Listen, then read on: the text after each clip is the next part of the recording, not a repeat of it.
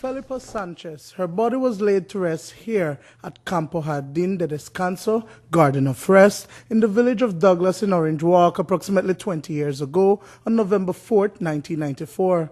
But the tomb in which her body was placed was broken into and her remains are missing. From what we were able to gather, sometime around 3 a.m. on Tuesday, a loud bang was heard coming from the cemetery, but a resident thought nothing of it. It was not until 4 days later that the discovery was made. I was doing the community service, painting the community center of Douglas, when my old lady received a phone call that my granny tomb was broken. So she called me at the center and I got home and picked up in my truck. And then we gone. When we reached the burying ground, we see all the cloth outside.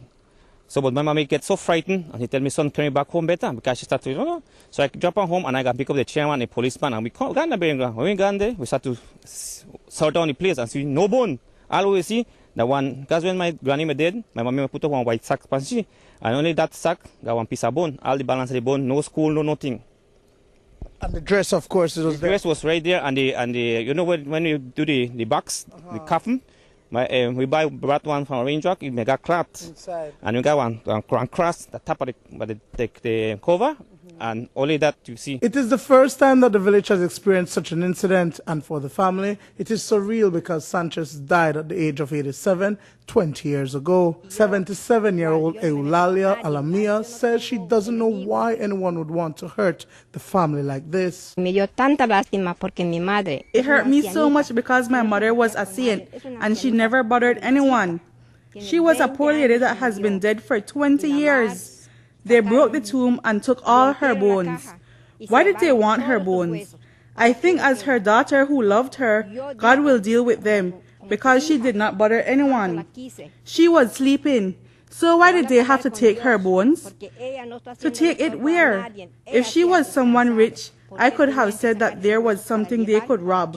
But she was a poor woman like I am. Why did they have to take it? For me, it is all evil. But I expect that God will let them pay, whoever it is. It's the first time I see it, and me and my mom will usually do community service at the village. We take care of the burying ground, and this is the first time we see something.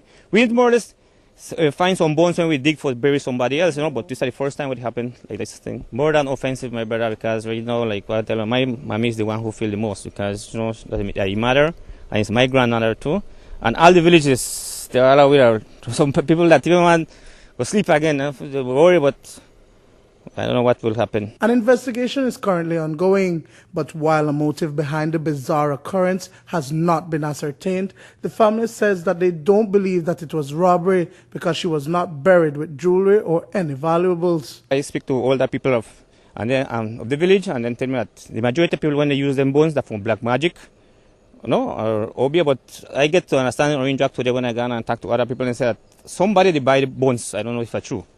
They buy the bones of old people. Do you feel that it's possible that maybe something was hidden in that tomb, and that's why they broke into that tomb? I don't think so. I don't think so because if that time the case, then we left the bones on one side, but we walk all around the burying ground. We don't find no bones, so that's why. So they gone for the bones. They never gone for hide nothing inside, because like I said, I could show you some pictures where I take when they pull the cloth because they then broke the hole. And they take the cloth for the coffin and then jug it out. And you could see them jug it all out of it. They left the tomb empty. Just like if you take and sweep it. So because then take all the cloth outside. So you see how you see today? Because we pushed in the same Saturday my son and one of my friends and put the gloves and then put everything inside. Alamilla says that they are simply waiting for Orange Walk Police to come out and do its investigation before they can seal back the tomb. Duane Moody for News 5.